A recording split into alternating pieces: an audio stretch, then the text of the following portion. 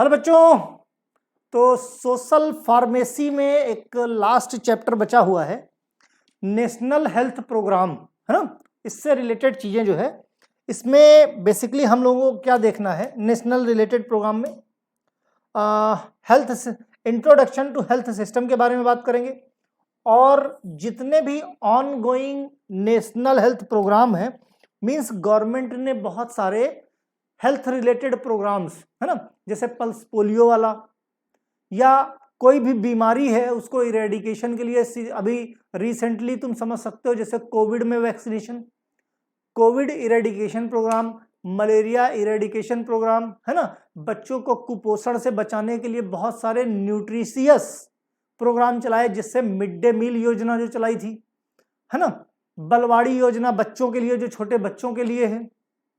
तो ऐसे बहुत सारे प्रोग्राम जो ह्यूमन हेल्थ के लिए, और जो बिलो पॉवर्टी लेवल के नीचे हैं लोग, उनकी हेल्थ और बाकी चीजों का ध्यान रखने के लिए गवर्नमेंट ने बहुत सारे ongoing national health related programme, चाहे वो बीमारी से बचाने के लिए हो, चाहे कुपोषण से बचाने के लिए हो, तो बहुत सारे प्रोग्राम चलाए, जिनके बारे में हम लोग इस टॉपिक में बात करने वाले हैं। ठीक, तो इंडिया के अंदर स्पेशली उनके क्या ऑब्जेक्टिव हैं, क्या फंक्शनिंग है, उसके क्या आउटकम है, और लास्ट में हम लोग देखेंगे इन सब के बीच में फार्मासिस्ट का क्या रोल है।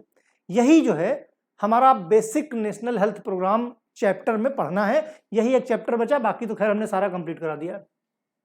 इंट्रोडक्शन की बात की जाए, अगर इंट्रोडक्शन की बात करें तो मिनिस्ट्री ऑफ हेल्थ, जो हमारा ministry of health and family welfare है, वो रिस्पॉन्सिबल होता है बेसिकली इसकी गवर्निंग बॉडी के तरह से, मींस इसको गवर्न करने के लिए हमारी ministry of health, government of India, central health council, means जो मिनिस्ट्री ऑफ हेल्थ है, government of health, government of India के अंडर में क्या करता है, ये प्रोग्राम लॉन्च करते हैं जिनका मेन एम किसी बीमारी को, किसी तरह की कोई जो समस्या आ रही है उसको कंट्रोल करने का, या उसको इरेडिकेट करने का। इरेडिकेट मतलब कंप्लीटली खत्म कर देने का। जैसे पोलियो इरेडिकेशन प्रोग्राम चला, चिकन पॉक्स इरेडिकेटेड प्रोग्राम चला, मींस इसका एक लेवल है। पहले बीमारियां बहुत सारी होती थी, कॉलरा वगैरह में हमने कई बार बताया कि पूरा गांव शहर खत्म हो जाता था, राइट।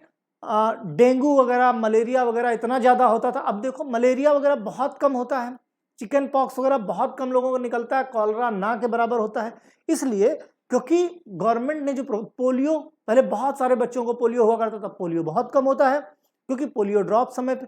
कोविड, जब कोरोना आया तो कितना सारा लोगों को कोविड हो गया एक साथ, लेकिन लोगों ने वैक्सीन ले ली। कोविड इरेडिकेटेड प्रोग्राम चलाया गया, जिसके थ्रू सब लोगों को वैक्सीन लगवाई गई।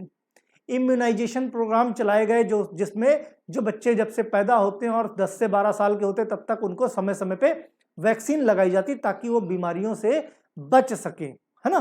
तो ये सब क्या था, ये गवर्नमेंट के प्रोग्राम्स थे, जिसमें बहुत सारे ऐसे प्रोग्राम हैं जो आज भी ऑन गोइंग हैं, आज भी चलाए जा रहे हैं। ठीक है, चलो भाई, जिसकी वजह से, हाँ, तो कंट्रोल करना या प्रोग्राम को इरेडिकेट करना, पूरी तरीके से बीमारी को इरेडिकेट करना, जिसकी वजह से बीमार होना और मरने की जो दर है, डेथ रेट इंडिया के अंदर वो कम हो सके। इंडिया के अंदर बेसिकली डेथ रेट क्या है, डेथ रेट का लेवल कम हो जाए। Okay, now days India becomes free. आज की डेट में बहुत सारी बीमारियां जो एंशिएंट टाइम पे या पहले हुआ करती थी, जो बड़ी ही खतरनाक, जैसे टीबी वगैरह, जैसे आज की डेट में एड्स और कैंसर हो गया है, राइट, वैसे ही 20-25 साल पहले टीबी हुआ करता था। टीबी जिसको हो गया समझो कैंसर जैसा लाइलाज बीमारी, मतलब पेशेंट मर जाए, तो गवर्नमेंट ने प्रोग्राम चलाए। जैसे आज का कैंसर बहुत खतरनाक है, एचआईवी एड्स बहुत खतरनाक है, गवर्नमेंट ने इनके इरेडिकेशन के लिए भी प्रोग्राम चलाए हैं, ताकि कैंसर से भी लोगों को कैंसर से भी ठीक हो, और एड्स एचआईवी प्रॉब्लम से भी लोग ठीक हो सकें। आने वाले कुछ सालों के अंदर जैसे आज टीबी, कॉलरा और बाकी बीमारियां रह गई, वैसे ही कैंसर भी एक आम बीमारी रह जाएगी। मतलब कैंसर होने से भी किसी की मौत नहीं होगी, आराम से आदमी रिकवर हो जाएगा। गवर्नमेंट इस पे बहुत फोकस कर रही है। ओके, अल्टीमेटली क्या करना है अल्टीमेटली, क्या है, बहुत सारी डिजीज से आज की डेट में, because several measures have been taken by the national government, है ना, बहुत सारे ऐसे स्टेप्स, ऐसे मेजर्स लिए गए जिसकी वजह से आज हमारे देश में बहुत सारी ऐसी बीमारियां हैं जो खत्म हो चुकी, कंप्लीट इरेडिकेट हो चुकी हैं। Government to improve the health of the people, तो हर वक्त जो है हमारी नेशनल गवर्नमेंट की कोशिश यही रहती है कि पीपल्स की हेल्थ का, डेवलपमेंट का ध्यान कैसे लगाया जाए। तो prominent among this measures are the national health programme which have been launched by the central government for control of the communicable disease. बहुत सारी ऐसी प्रोग्राम्स हैं जो सेंट्रल गवर्नमेंट ने लॉन्च किए हैं जिसकी वजह से कम्युनिकेबल डिजीज, ठीक है, जो इन्वायरमेंट, जैसे कि इन्वायरमेंट का सैनिटाइजेशन कराना, मच्छरों का टाइम आता है तो देखो फॉगिंग वगैरह होती है, ओके, बहुत पॉल्यूशन होता है तो पॉल्यूशन से रिलेटेड जैसे पेड़ों की धुलाई कर देना, जागरूकता समय समय पे, ठीक है, कंट्रोल ऑफ द पॉपुलेशन, हम दो हमारे दो, फैमिली प्लानिंग का प्रोग्राम चलाना, है ना, ताकि पॉपुलेशन कंट्रोल में रह सके। Government of India has prepared the several national program. इन सब चीजों को देखते हुए, ध्यान में रखते हुए गवर्नमेंट ऑफ इंडिया ने बहुत सारे प्रोग्राम चलाए नेशनल लेवल पे, जिन प्रोग्राम्स को हम लोग क्या बोलते हैं, national health programme. Basic major objective की बात करें, इस प्रोग्राम का जो मेजर ऑब्जेक्टिव है वो क्या था भाई, क्या है, क्रिएटिंग कंडीशन, ऐसी कंडीशन क्रिएट करना and developing the personal motivation, लोगों को मोटिवेट करना, लोगों में अवेयरनेस, स्किल, ताकि वो अपनी हेल्दी लाइफ स्टाइल को मेंटेन रख सके।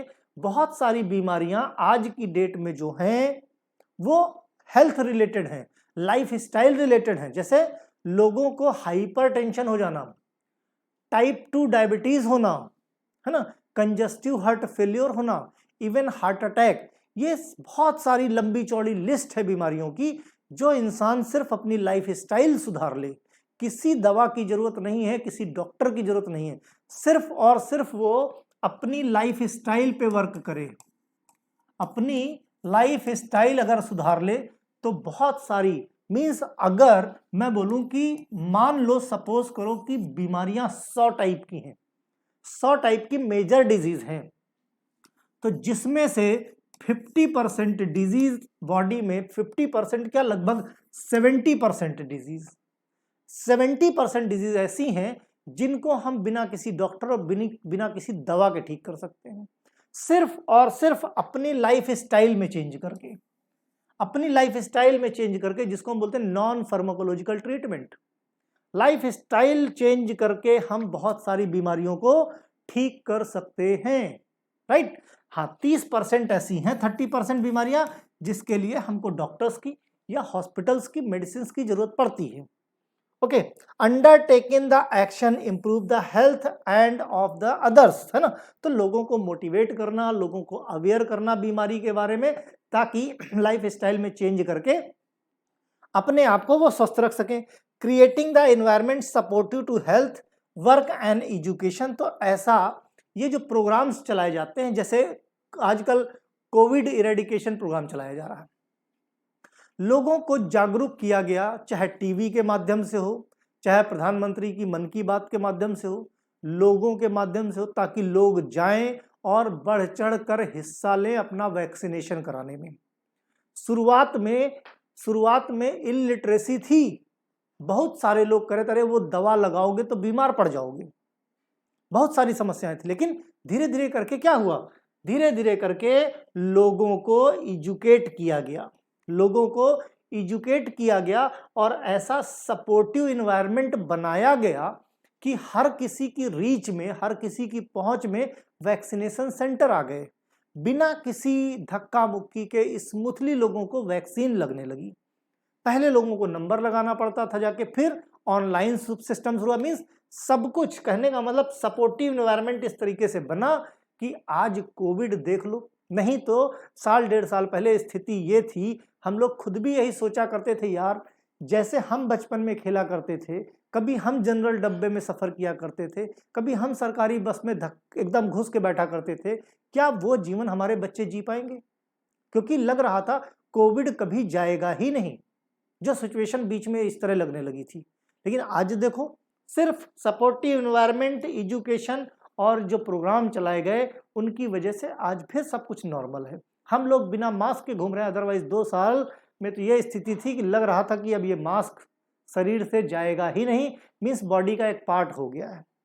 Okay, reducing the inequalities in health and access health services, है ना। तो ऐसी चीजें जो बिलो क्वालिटी थी उनको रिड्यूस करना और हेल्थ सर्विसेज को एक्सेस करना, हेल्थ सर्विसेज को हर पेशेंट तक एक्सेस हो जाए आराम से। तो ये मेजर ऑब्जेक्टिव थे काहे के, ये जो national health related programme government ने चलाए उनको लेके। Main activity under this programme, क्या क्या एक्टिविटी की गई भाई इन प्रोग्राम के अंदर में? एक्टिविटी, मेन एक्टिविटी क्या? Physical activity among the general population. Physical activity means हमने क्या कहा, बेसिक चीज आपकी लाइफ स्टाइल है। जब भी लाइफ स्टाइल की बात करते हैं तो उसमें बेसिकली फिजिकल और मेंटल हेल्थ का बहुत बड़ा रोल होता है। सब कुछ इन्हीं 2 चीजों से कंट्रोल हो जाता है। Okay, promoting the health diet and improve the food quality. सिर्फ ऐसा नहीं कि फ्री में खाने को मिल रहा है तो 2 किलो ठूस लो, ये नहीं होना चाहिए, है ना। क्वालिटी ऑफ फूड, कम खाओ, अच्छा खाओ, सब कुछ खाओ, मीन्स संपूर्ण आहार, मिनरल्स भी सारे होने चाहिए खाने में आपके, और वाइटामिन्स भी होने चाहिए, प्रोटीन भी होना चाहिए, कार्बोहाइड्रेट भी होना चाहिए, लिपिड भी होना, मीन्स हर चीज का जितना बैलेंस जरूरी है उतना होना चाहिए। इसीलिए आप लोग फार्मासिस्ट हो, आप लोगों को सोशल फार्मेसी में ये सारी चीजें पढ़ाई जा रही हैं। Okay, reducing the alcohol consumption, जो लोग दारू पीते हैं बहुत नुकसानदायक है, उसको कम किया जाए। अल्कोहल कंजम्पशन के पैटर्न को चेंज करना, reducing alcohol abuse related health damage, जो लोग बहुत अल्कोहल लेते हैं जिसकी वजह से उनकी हेल्थ को डैमेज होता है, समाज को डैमेज होता है, उनके परिवार को डैमेज होता है, ऐसी एक्टिविटीज को अवेयरनेस फैला के समझा के, हालांकि ऐसे लोग समझते नहीं है सीधी बात, सीधी लैंग्वेज, है ना, लेकिन फिर भी हमारी बुक्स बोलती हैं कि ऐसे लोगों को समझाना चाहिए, बाकी समझते नहीं है ना। Reducing abuse of other psycho active substances, बहुत सारे ऐसे साइको एक्टिव सब्सटेंस हैं, स्पेशली नार्कोटिक कैटेगरी के, स्पेशली नार्कोटिक कैटेगरी के बहुत सारे ऐसे ड्रग्स हैं। हेरोइन लेना, हशीश लेना, गांजा लेना, चरस लेना, लोग बहुत अब्यूज करते हैं इसका, मीन्स बहुत मिस यूज करते हैं, लोग एडिक्ट हो जाते हैं इसके।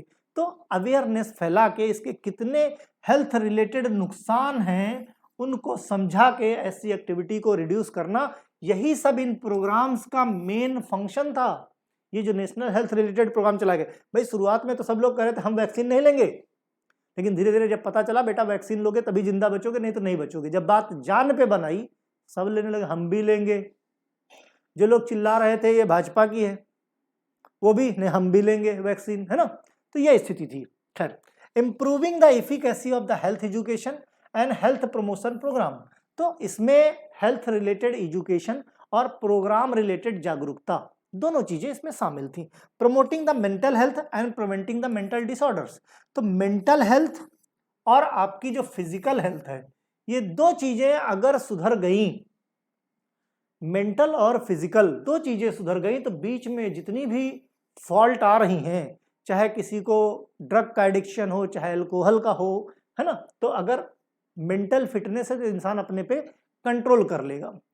तो harmful, reducing the exposure of harmful factor in living, means जो जीवन शैली में हार्मफुल फैक्टर्स हैं, जैसे लोग 1 बजे तक जगेंगे और सुबह 10 बजे उठेंगे, ये भी नुकसानदायक है कहीं ना कहीं। Okay, working and educational environment mitigating their health effect, तो अगर जो भी हार्मफुल इफेक्ट्स हैं, सुबह उठते खाली पेट बेट्टी ले लेना, है ना, ये खैर बेट्टी वगैरह का तो ये जो फैशन है ये फिल्मों से बड़ा आया है। जो लोग अब तो खैर बहुत कम हो गया है, पहले की फिल्मों में बेट्टी का बड़ा प्रचलन था, अब की फिल्मों में तो ऐसा कुछ दिखता नहीं है। पहले जरूर हीरो हीरोइन उठे तो उनको बेट्टी चाहिए, तो स्टैंडर्ड बन गया था, है ना। लोग पहले बीड़ी पीते थे, फिर सिगरेट का फैशन आया, कहाँ से? मूवीज से लोग देखने लगे, स्टैंडर्ड सिंबल हो गया, राइट, जो कि कहीं ना कहीं बहुत ज्यादा नुकसानदायक है। Improving the sanitization throughout the country, तो पूरी कंट्री को धीरे धीरे करके सिर्फ सैनिटाइजेशन ऐसा नहीं कि केमिकल से होता है, ब्रेन को भी सैनिटाइज करना और बॉडी को भी सैनिटाइज करना, तो पूरी चीज को सैनिटाइज करना। Reduce the incidence of the accident, traffic accident particulars है ना, तो इन सबको रिड्यूस करना। Improve the efficacy effectiveness emergency services, life threatening condition, तो जिन चीज़ों से भी लाइफ को नुकसान है उन सारी चीज़ों को इम्प्रूव करना, ये सब जो on going national health programme है उनके पीछे का मेन रीज़न यही था। अब बात करते हैं हम नेशनल हेल्थ प्रोग्राम के बारे में। तो all on going national health programme in India, जिसमें हम ऑब्जेक्टिव देखेंगे, फंक्शन, आउटकम्स देखेंगे, राइट। तो national health programme are implemented through the, कौन इम्प्लीमेंट करता भाई, DGHS। MCQ का क्वेश्चन है, आंसर इन वन वर्ड या फिल इन द ब्लैंक्स लिख लो कि भाई कौन इम्प्लीमेंट करता है all ongoing health related programme, director general of health services. Okay, ongoing national programme implemented bye DGHS, ये DGHS या director general of health services याद रखना। Okay, national iodine deficiency disorder control programme, अभी list बताने जा रहा हूं कि कौन कौन से है ना। तो आयोडीन डिफिशियंसी प्रोग्राम इनके इरेडिकेशन के लिए, तभी आपका ये आयोडाइज्ड नमक आया था, इसी प्रोग्राम के तहत। नेशनल ऑर्गन ट्रांसप्लांट प्रोग्राम चलाए गए, बहुत सारे लोगों की किडनी है, आंख है ना, तो नहीं मिलती थी, डोनर नहीं मिलते थे, तो लोगों ने क्या किया, जो लोग पहले से ही जैसे ऐश्वर्या राय का केस सुना होगा कि ऐश्वर्या राय की लोग कहते हैं आंखें बड़ी सुंदर है ना, तो उन्होंने क्या किया था, अपनी आंखों को डोनेट कर दिया कि उनके ना रहने पे उनकी आंखें किसी और को दे दी जाए। इसी तरह बहुत सारे एक्टर हैं, बहुत सारी एक्ट्रेसेस हैं, तो ये प्रोग्राम चलाए गए थे, नेशनल ऑर्गन ट्रांसप्लांट प्रोग्राम, जिसके तहत जो लोग हेल्दी हैं वो कोई कि भाई हमारे मरने के बाद हमारे ये बॉडी के पार्ट्स हम डोनेट कर देंगे, राइट। तो इस तरीके से इसी प्रोग्राम के तहत ये सारी चीज चलाई गई थी। नेशनल टोबैको कंट्रोल प्रोग्राम, जो लोग खैनी खूब खाते हैं, तंबाकू है ना, बहुत सारे लोगों को देखते हो बहुत गंदा भी दिखता है, जहां देखो वहां ऐसे ऐसे किए थूकते रहते हैं ना, तो ये नेक्स्ट है national programme of the control blindness and visual impairment. ऐसे लोग जिनको ब्लाइंडनेस या विजुअल इंपेयरमेंट है, तो ये कैसे हो जाती है, बेसिकली विटामिन ए की कमी से ये प्रॉब्लम बहुत हो जाती थी, तो ऐसे पेशेंट को विटामिन ए प्रोवाइड कराया जाए गवर्नमेंट की तरफ से।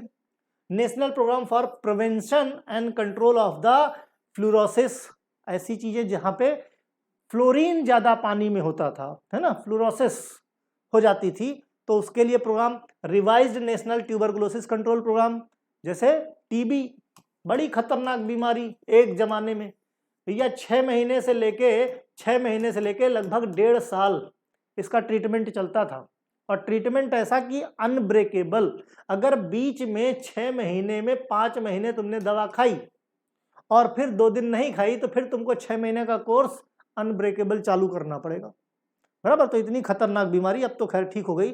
National programme on health care elderly, बूढ़े लोगों के लिए नेशनल प्रोग्राम चलाए गए कि ताकि उनके स्वास्थ्य का भी ध्यान रखा जाए। Okay, national programme for prevention and control of the deafness, जिन लोगों को सुनाई नहीं देता, फ्री में गवर्नमेंट ने, एक टाइम था जो सुनने की मशीन है वो फ्री में बंटवाई जाती थी। Okay, national vector borne disease, तो ऐसी बहुत सारी डिजीज थी जो वेक्टर बॉर्न थी। कैसी थी?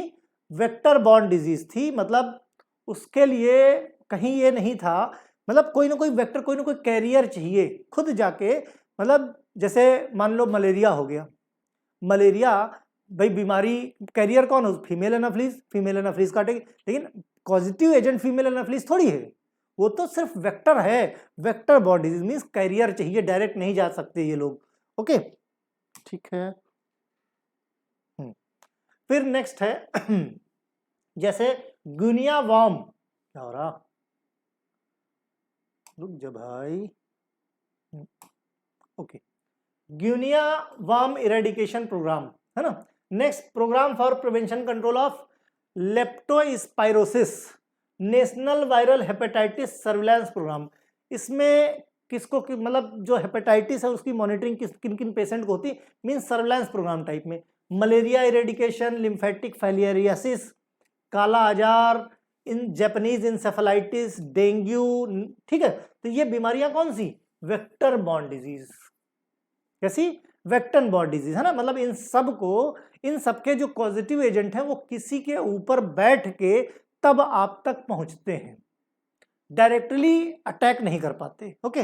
National programme for prevention of management trauma या बर्न इंजरीज, ठीक। एक तो ये हो गया। दूसरा केस क्या? हेल्थ प्रोग्राम की monitoring, national health centre disease, जिसको हम NCDC बोलते हैं, national programme monitoring by national centre of disease control, national control for disease control, है ना।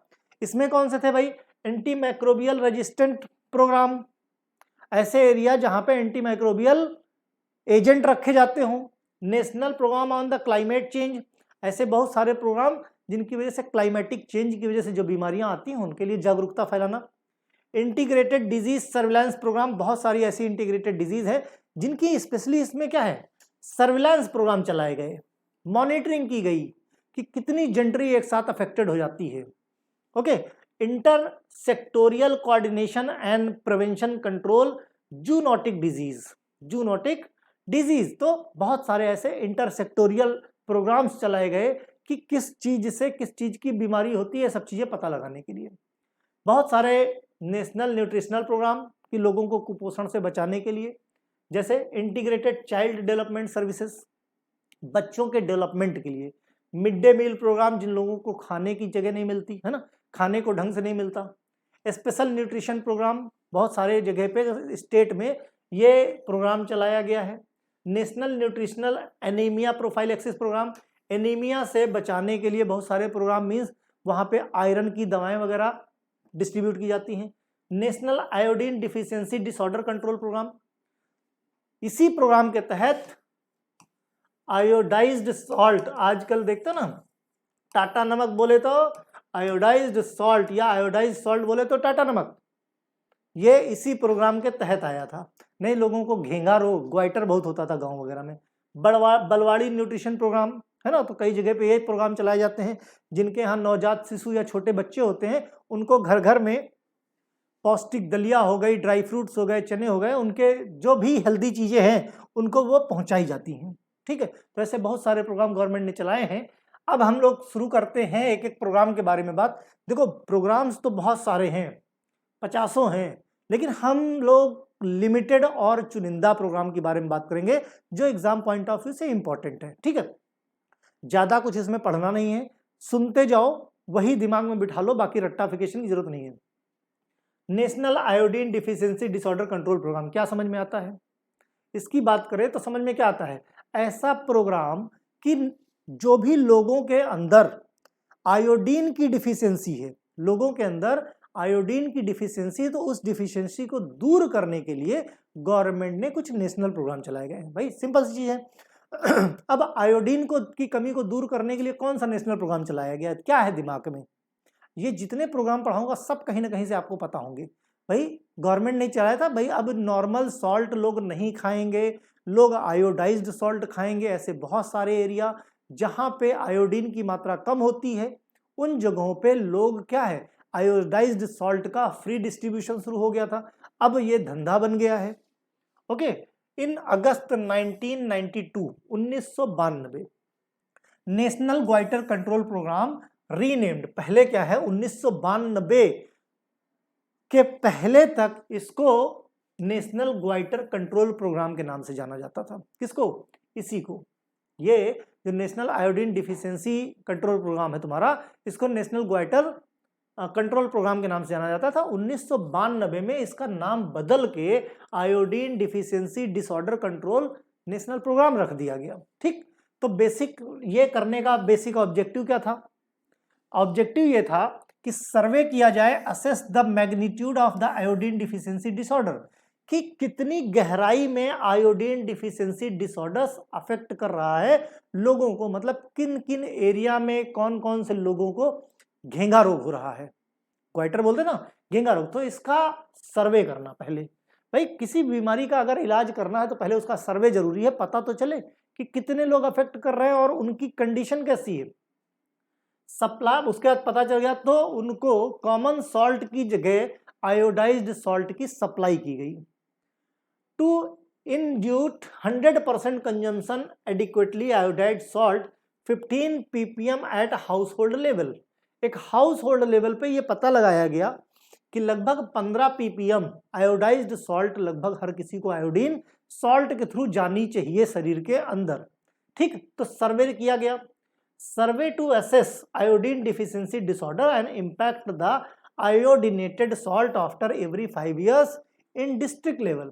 सर्वे किया गया कि जिन एरिया में आयोडीन डिफिशियंसी पेशेंट थे, भाई एरिया डिफाइन कर दिए गए कि आयोडीन रिलेटेड प्रोग्राम जो चलाया गया, तो सर्वे कर लिया कि इतने लोग थे। ठीक, अब उन लोगों को जो बीमार लोग थे उनके ऊपर उनको दिया गया, सप्लाई की गई आयोडाइज्ड सॉल्ट। उसके बाद फिर ये देखा गया कि जो आयोडाइज्ड सॉल्ट दिया गया इसका क्या इम्पैक्ट पड़ा, क्या असर हुआ, और इस असर को हर 5 साल पे, एवरी 5 year, कहाँ पे, जिले लेवल पे, डिस्ट्रिक्ट लेवल पे इसका सर्वे किया गया। भाई डिस्ट्रिक्ट लेवल पे देखा गया कि भाई 5000 लोग मान लिया घेंघा के या आयोडीन डिफिशियंसी डिसऑर्डर के की वजह से उनको क्या है, भाई सिर्फ घेंघा ही थोड़ी हो जाएगा, हाइपोथायराइडिज्म भी तो हो जाएगा, बहुत सारी प्रॉब्लम्स है जो हो जाएंगे अगर थायराइड लेवल घट गया तो।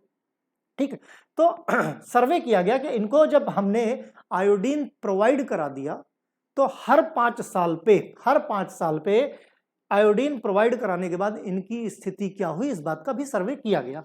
ठीक है, हेल्थ एजुकेशन एंड पब्लिसिटी, और फिर बताया गया, ये पब्लिश किया गया कि जो आयोडीन दी गई, पब्लिश किया गया कि जो आयोडीन दी गई मींस आयोडीन का असर पेशेंट पे किस तरीके से होता है।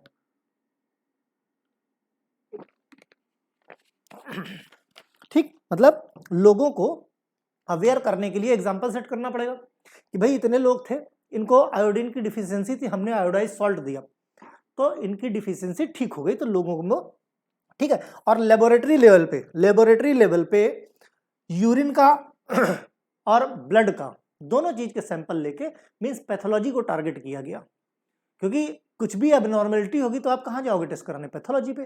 तो वहां से आपको डेटा सारा का सारा सेंट्रलाइज वे में मिल जाता है कि ऐसे पेशेंट कितने आ रहे हैं जिनकी बॉडी में आयोडीन की कमी है।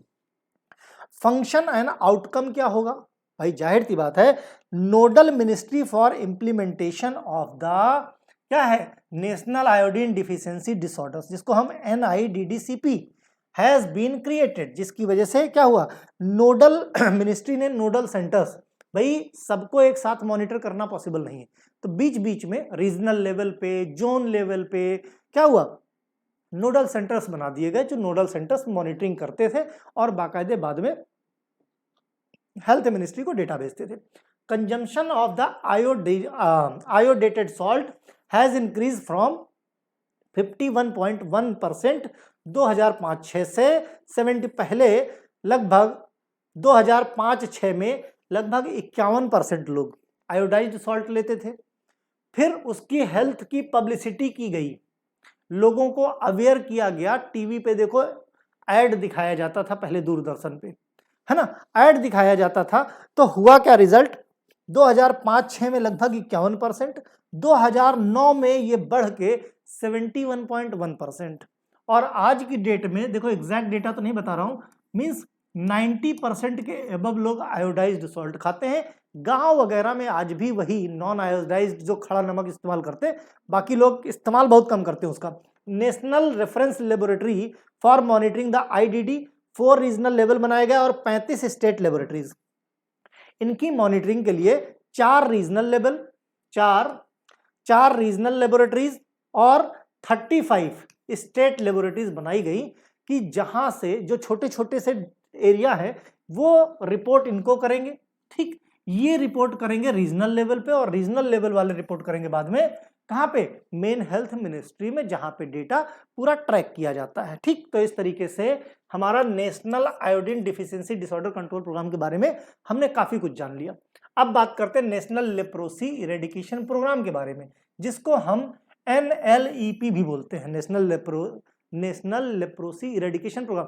पहले लोगों को कुष्ठ रोग बहुत होता था, चर्म रोग बहुत होता था, कोढ़ जिसे बोलते हैं वो बहुत होता था। है ना। फिर गवर्नमेंट ने इस पे ध्यान दिया और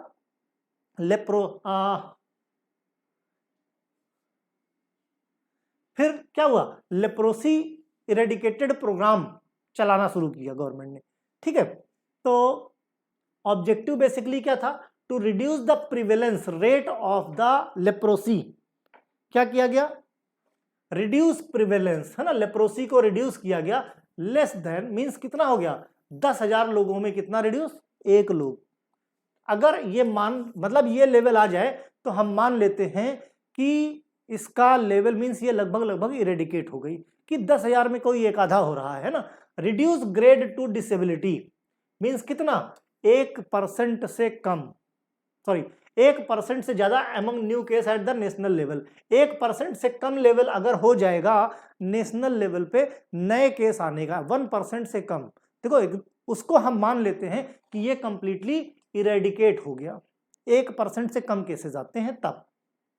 ठीक है, अगर 1% से कम केसेस पर million population at the national level, अगर 1% से कम कितने पर मिलियन पॉपुलेशन में 1% से कम लोग आए, तो इसका मतलब हम मान लेते हैं कि ये इरेडिकेट हो गया। तो अलग अलग क्राइटेरिया बनाए गए इनके। Zero disability among new child cases, और जो नए चाइल्ड्स आ रहे हैं उनमें हमने माना कि जीरो डिसेबिलिटी है, मीन्स कोई भी डिसेबल नहीं आ रहा है। Zero sigma discrimination against the person affected by the leprosy, means कोई भी बच्चे को, किसी भी बच्चे को आने वाले समय में लेप्रोसी का शिकार नहीं होना पड़ेगा। हम मान लेते हैं कि ये प्रोग्राम इरेडिकेट हो गया। इरेडिकेट मतलब कंप्लीटली खत्म हो गया। फंक्शन आउटकम क्या है एनएलईपी का, function under the national health mission, NHM, खतरनाक शब्द है। अभी कुछ दिन पहले भर्ती निकली थी नेशनल हेल्थ मिशन की, है ना, लोगों को आज भी डरा रही है। Diagnosis and treatment of leprosy, बहुत लोगों ने कहा सर तैयारी करा दीजिए, तैयारी करा दीजिए। मैंने तैयारी नहीं कराई, है ना। वो अलग बात है कि मेरे चैनल से लोगों ने टीप टीप के एमसीक्यू खूब अपने चैनल पे डाले और चैनल चलाए। Diagnosis and treatment of the leprosy, capacity building means लोगों की कैपेसिटी बिल्ड की गई कि ज्यादा से ज्यादा लोगों का ट्रीटमेंट हो सके। Information, education, communication and counselling, लोगों में को एजुकेट किया गया, लोगों को किस तरीके से होता है उसको कम्युनिकेट किया गया, किस तरीके से बच सकते हो उसके लिए कम्युनिकेशन, प्लस लोगों की काउंसलिंग की गई कि लोग डिप्रेशन में ना चले जाएं। Okay, disabilities prevention, medical rehabilitation, बहुत सारे मेडिकल रिहेबिलिटेशन प्रोग्राम चलाए गए जहां पे ऐसे रोगों के लिए क्या है, लोगों को रिहेबिलिटेट, वापस से उनको सही किया जाता, उनके मेंटल लेवल को बहुत सारे एनजीओज अपनी सर्विसेज दे रहे थे इस प्रोग्राम को फुलफिल कराने के लिए। ठीक है, अब बहुत इंपॉर्टेंट एक है नेशनल मेंटल हेल्थ प्रोग्राम। इस चैप्टर में यहीं पे खत्म कर देंगे हम लोग। ऑब्जेक्टिव बेसिक क्या था, मेंटल हेल्थ, हमने कहा ना फिजिकल और मेंटल बहुत जरूरी है। Ensure the availability and accessibility of the minimum mental health care for all the foreseeable, क्या हो गया, जस्ट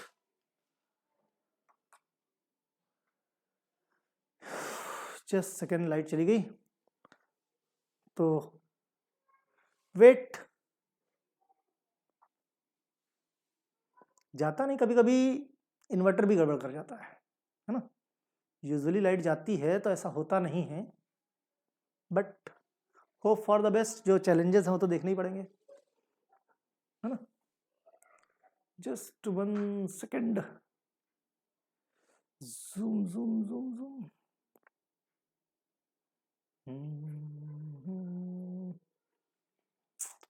चालू हो जा भाई।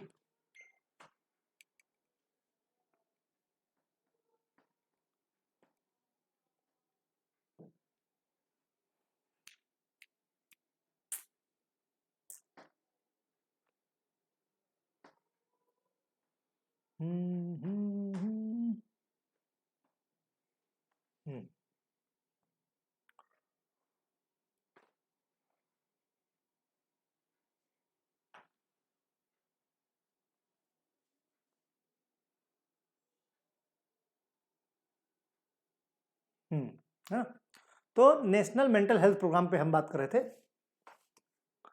तो बेसिकली ठीक, ऑब्जेक्टिव क्या था? Ensure the availability and accessibility minimum mental health care all in the foreseeable future. आने वाले समय में ये पॉसिबिलिटीज की जाए कि हर किसी का जो मेंटल लेवल है, खासकर हेल्थ केयर रिलेटेड, उनको सारी चीजें पहले से एटलीस्ट मिनिमम एक्सेसिबिलिटी होनी चाहिए, मिनिमम उनको जानकारी होनी चाहिए किसी भी बीमारी को लेके। Encourage the application of the mental health knowledge in general health and social development. ये काम किसका? ये काम फार्मासिस्ट का। फार्मासिस्ट को ये जिम्मेदारी दी गई कि ये काम वो करे, लोगों में अवेयरनेस फैलाए, to promote the community participation, ताकि लोगों का जो कम्युनिटी में पार्टिसिपेशन है वो बढ़े, मेंटल हेल्थ सर्विस डेवलपमेंट को बढ़ाने के लिए, है ना, कम्युनिटी का पार्टिसिपेशन। उसके लिए बहुत सारे प्रोग्राम्स आते हैं अवेयरनेस के, बहुत सारे नाटक वगैरह होते हैं जिनके थ्रू ये अवेयरनेस फैलाई जाती है। To enhance the resource in the mental health sub specialities, है ना, तो ताकि बहुत सारे रिसोर्सेस को हम क्या करते हैं? यूटिलाइज करते हैं, इनहेंस करते हैं, बहुत सारे मेंटल स्पेशलिटीज को बढ़ावा देने के लिए। इससे फायदा क्या होगा? Basically district mental health program means जिला लेवल पे, पब्लिक प्राइवेट पार्टनरशिप मींस ये जो प्राइवेट एनजीओज होते हैं और जो गवर्नमेंट संस्थाएं हैं, ये आपस में पार्टनरशिप करके अल्टीमेटली रिजल्ट क्या? लोगों का जो मेंटल हेल्थ है उसको बढ़ावा देना। ठीक, मेंटल हेल्थ हेल्पलाइन, जगह जगह पे हेल्पलाइन नंबर, जैसे टोल फ्री नंबर करते हो उसी तरीके से टोल फ्री नंबर जनरेट किए गए हैं और जगह जगह लिखे हुए हैं कि किसी को अगर राय लेनी है तो आप वहां पे फोन करके राय लिया जा सकता है। मैन पावर डेवलपमेंट स्कीम, लोगों को डेवलप करना, लोगों का मेंटल हेल्थ मींस मेंटली लोगों को प्रिपेयर करना किसी भी बीमारी से लड़ने के लिए। Centre of the excellence mental health, ऐसे सेंटर्स चलाए गए हैं। Post graduate PG training department of the mental health facilities, आप देखे होंगे कि इस पे रिलेटेड मींस कोर्सेज हैं और बाकायदे कॉलेज वगैरह में टीचर्स रखे जाते हैं। जैसे साइकेट्रिक डिपार्टमेंट एक तरह से क्या है? मेंटल हेल्थ के लिए ही तो होता है। आ गई लाइट फिर, है ना, फिर मेंटल हेल्थ के लिए तो बहुत सारे ऐसे प्रोग्राम चलाए गए हैं। तो यहाँ तक कुछ और इम्पॉर्टेंट नेशनल हेल्थ प्रोग्राम्स है जिनको लेके एक वीडियो या 2 वीडियो और बनेगा, फिर ये आपका सोशल फार्मेसी का टॉपिक पूरी तरह से कवर हो जाएगा। ओके, तो फिर हल पढ़ते रहो, कोई समस्या हो तो बताना। चलो बाय।